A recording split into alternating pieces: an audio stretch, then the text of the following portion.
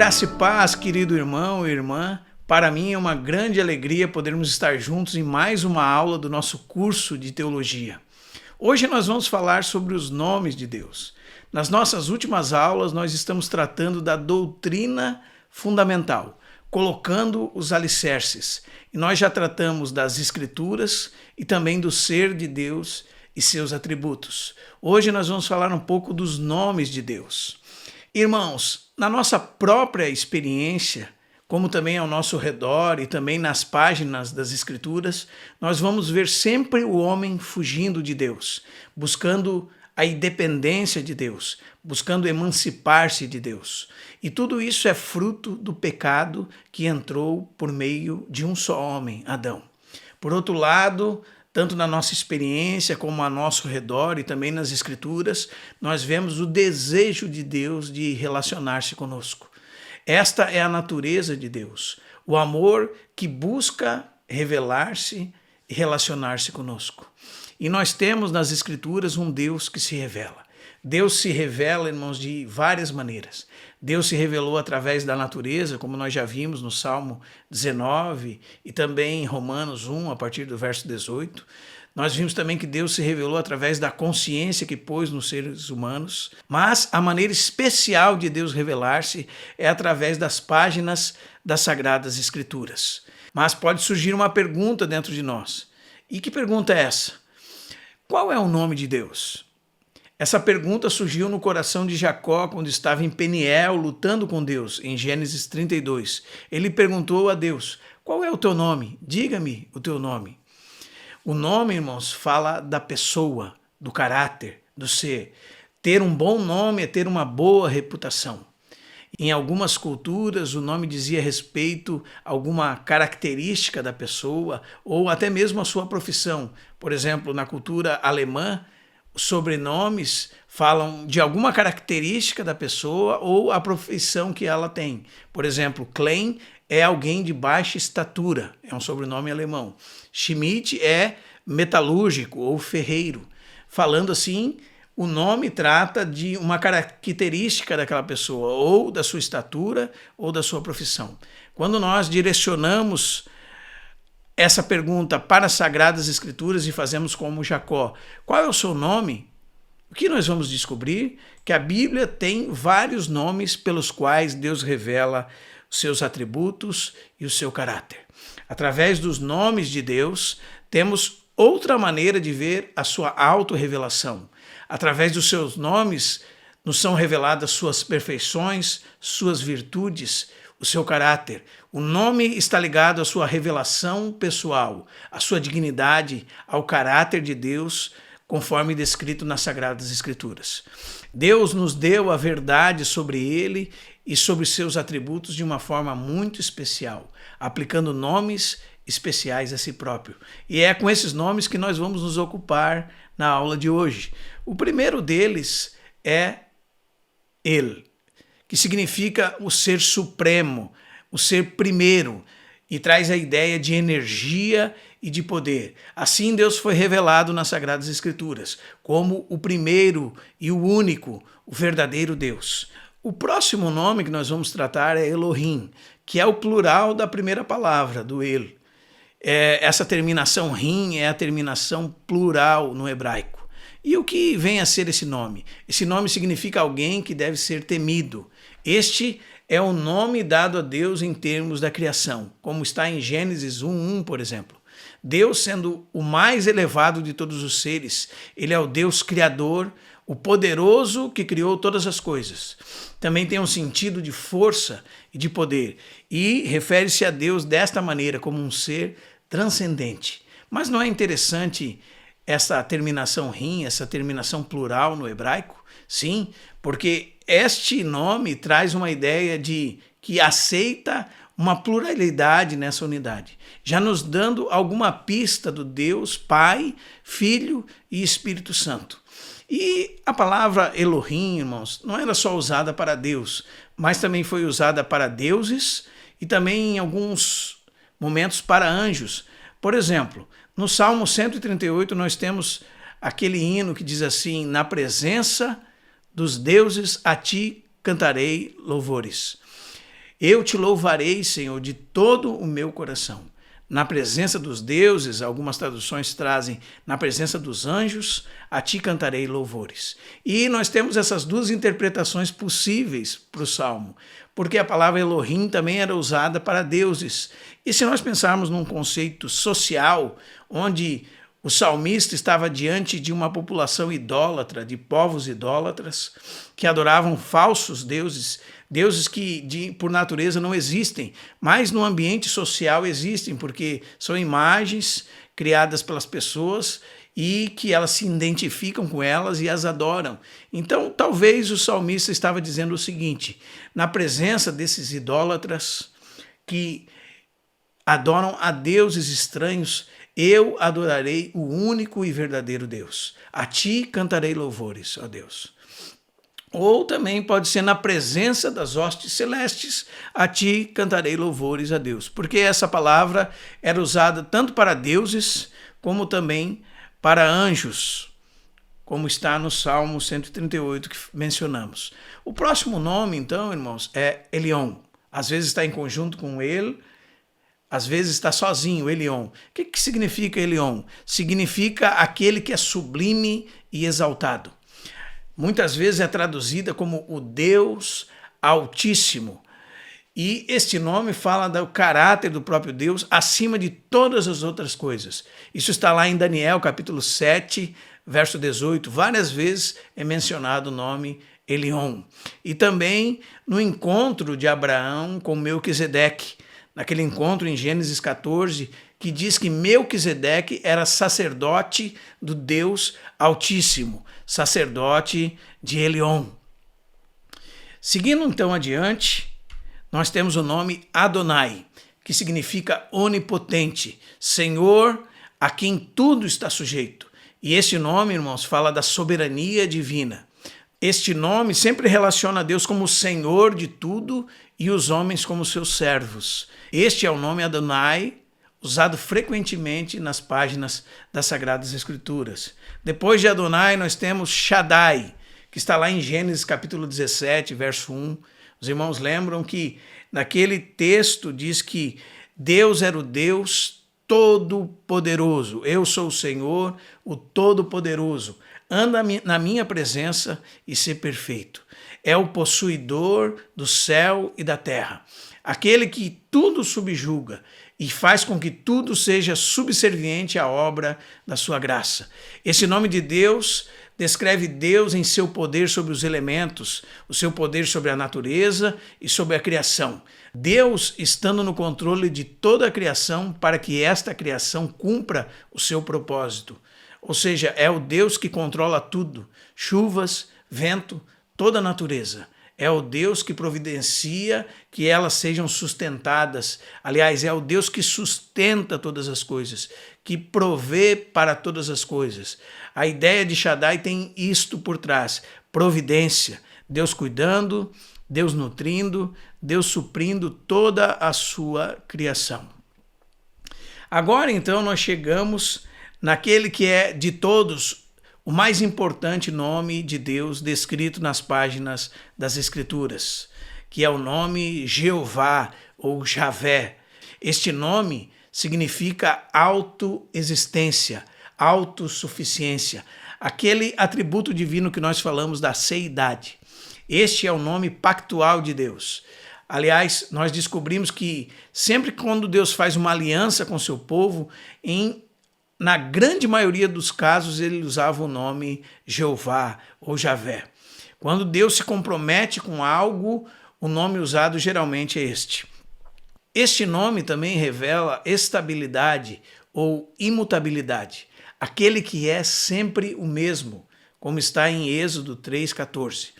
Quando Moisés perguntou para Deus que resposta teria que dar quando fosse perguntado em nome de quem ele foi enviado, Deus disse o seguinte: eu sou o que sou, que significa também eu serei o que serei, ou também sempre estarei sendo. Este é o Deus que era, que é e sempre será. Não há só uma ideia de estabilidade aqui, mas também a ideia de presença em todos os tempos e atividade em todos os momentos. Ele era, ele é e ele sempre será.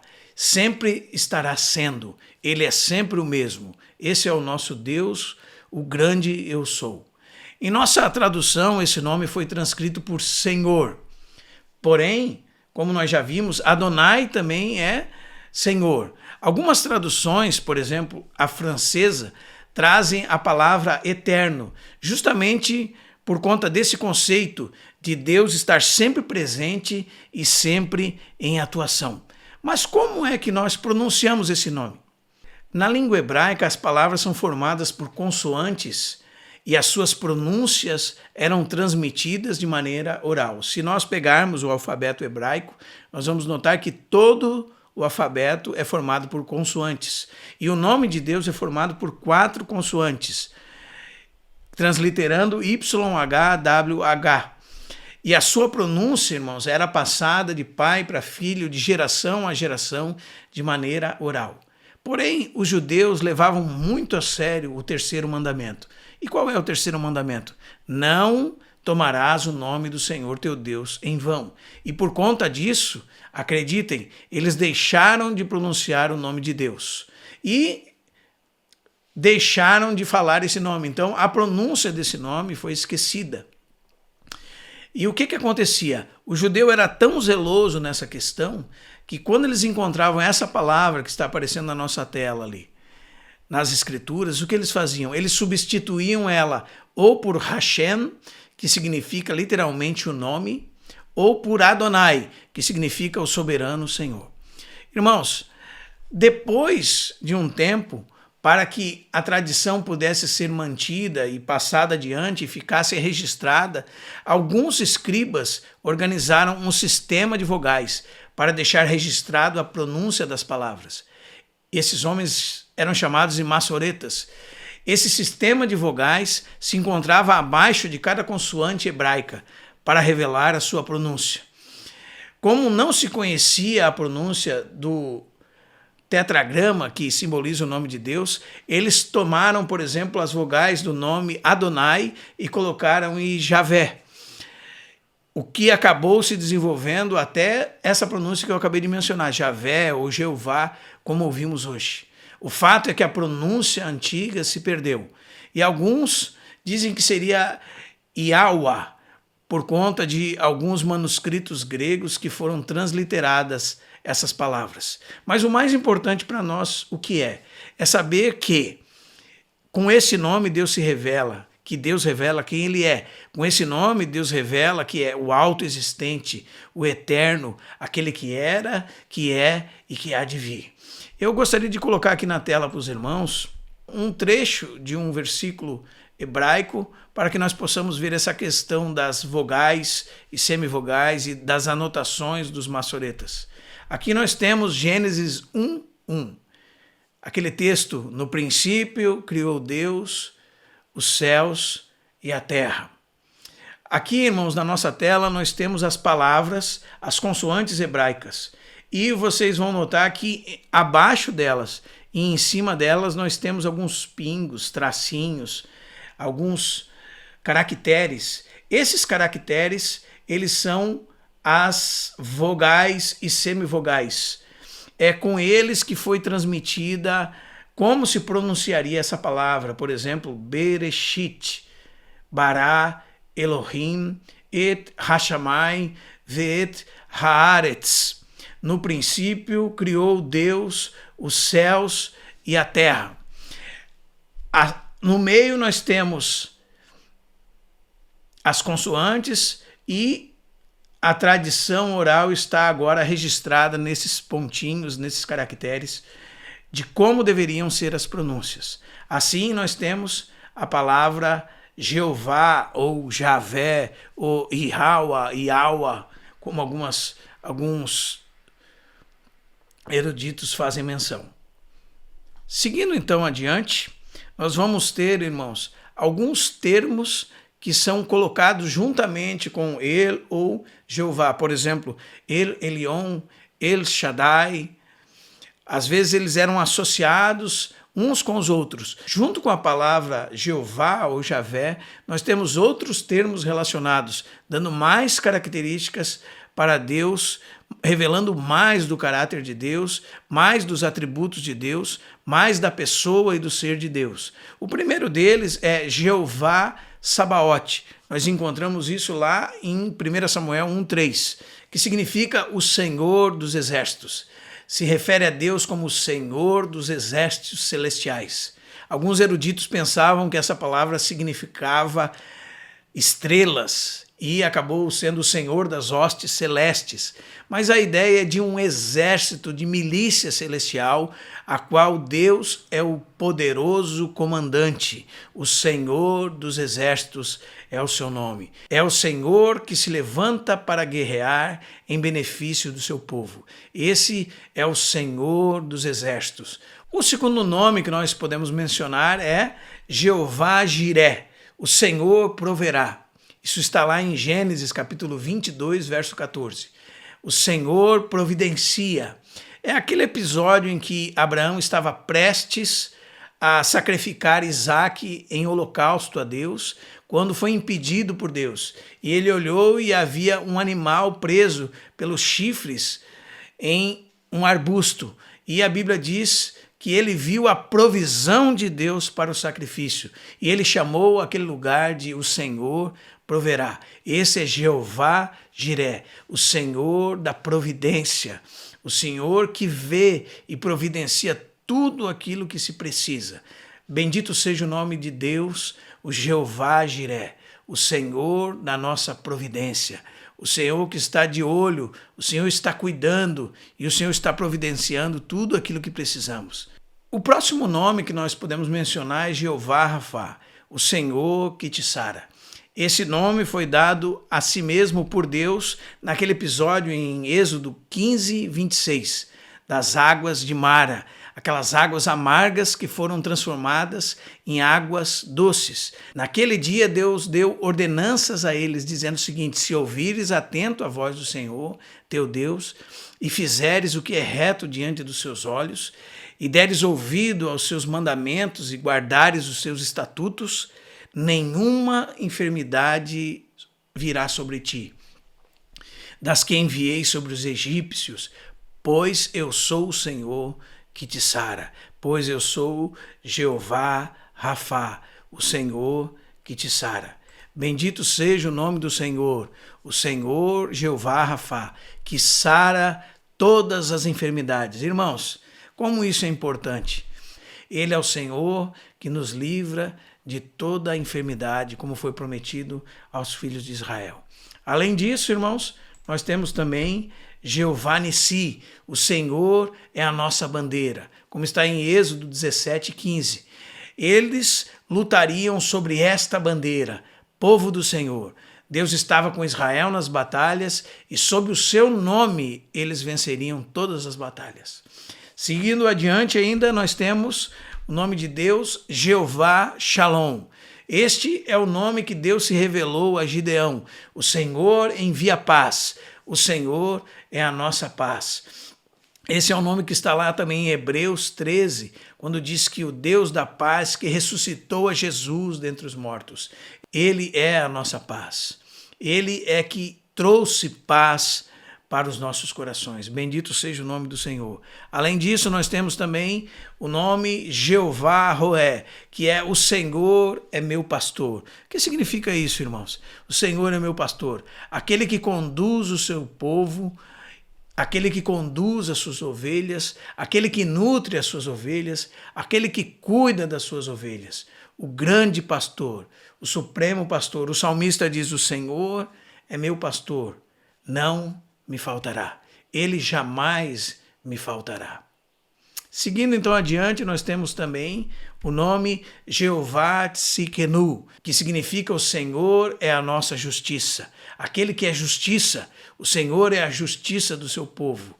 O Senhor é a justiça sobre todos, como está lá em Jeremias 23, 6 e Jeremias 33, 16. O Senhor, justiça nossa. Às vezes nós encontramos esse tema todo ele em letras maiúsculas. O Senhor é a nossa justiça. Verdadeiramente o Senhor é a justiça do seu povo, em muitos aspectos. O Senhor julga com justiça. O Senhor é o justo juiz. O Senhor é que julga a causa do inocente. O Senhor não tem o culpado por inocente. O Senhor julgará os segredos dos corações dos homens em justiça e retidão. O Senhor é aquele que nos justifica. O Senhor é aquele que julga a nossa causa. Tudo isso está por trás desse nome. Jeová Tsidkenu, o Senhor é a nossa justiça. Um passo adiante, então, irmãos, também nós temos Jeová Shammah, que está lá em Ezequiel 48, 35, que significa Deus está ali, Deus está presente. Este é o Deus que está sempre presente. E nós temos também o nome Emanuel, que significa Deus conosco. Emanu, conosco, e El, Deus. Emanuel, Deus conosco, o Deus que tomou carne humana, o soberano, todo-poderoso, o eterno Deus que habitou entre nós. O Deus conosco, Mateus 1, 23. Estes são alguns nomes de Deus descritos nas páginas das Sagradas Escrituras. Quando formos perguntados, quem é Deus? Qual é o seu nome? Agora nós sabemos que ele se revelou de muitas maneiras, com muitos atributos e por meio de muitos nomes. Mas, irmãos, será que esses nomes são mágicos? Algumas pessoas pensam, irmãos, que esses nomes são como palavras mágicas. Assim como foram os filhos de Cefa, que tentaram expulsar um demônio em nome de Jesus, a quem Paulo pregava. E o demônio disse a eles, eu conheço Jesus e sei quem é Paulo, mas vós, quem sois? E vocês sabem que eles foram subjugados naquele dia, porque pensavam que o nome de Jesus era uma palavra mágica, como alguns pensam que o nome de Jesus é uma palavra mágica.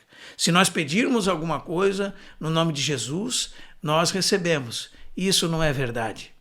Pedir em nome de Jesus é pedir aquilo que Jesus pediria, em identificação com ele, conforme a sua vontade, como está lá em 1 João 5,14. Se pedirmos alguma coisa segundo a sua vontade, ele nos ouve. E se pedirmos alguma coisa segundo a sua vontade, podemos estar certo que receberemos aquilo que nós temos pedido. Algumas pessoas pedem mal para usarem seus próprios prazeres e pedem em nome de Jesus, pensando que o nome de Jesus é uma palavra mágica. Irmãos, esse é um conceito pagão. Qual é a ideia pagã? A ideia pagã é que no mundo existem forças impessoais que podem ser controladas com comandos específicos. E o mundo pagão pensa em Deus como um ser impessoal e que se move através desses comandos. No paganismo, acreditava-se no poder autônomo da palavra mágica, o abracadabra, a ideia de um mundo que é regido por forças e poderes ocultos que podem ser domesticados por quem descobre esses comandos ou essas fórmulas mágicas. Isso não é verdade. Nós temos um Deus pessoal, um Deus que nos ama, um Deus que nos dá da sua graça, um Deus que está sob o controle de todo mundo, um Deus que se chama e tem um nome. Aliás, vários nomes que descrevem a sua pessoa e seu caráter. Este é o Deus imanente, o Deus que é transcendente, sim, está acima de todas as coisas, mas por amor eterno, por anseio do seu coração, deseja relacionar-se conosco. E para isso ele se revelou através das páginas das Sagradas Escrituras. Ele é o Deus, irmãos, com esses nomes que nós mencionamos. E eu vou repetir para os irmãos para encerrarmos. É o Elion, o Elohim, o Adonai, o El Shaddai. Ele é Jeová ou Javé, Jeová Sabaote, Jeová Jiré, Jeová Rafá, Jeová Nissi, Jeová Shalom, Jeová Roé, Jeová Tsidkenu, Jeová Shammah e Emanuel, Deus conosco. Se você foi abençoado através dessa aula, compartilhe com o maior número de pessoas possível e faça-se participante desse trabalho. Seja um colaborador Participe conosco dessa tarefa de promover a palavra de Deus e esse serviço do ensino da palavra de Deus. Entre em contato conosco para mais informações. O Senhor Deus abençoe a sua vida.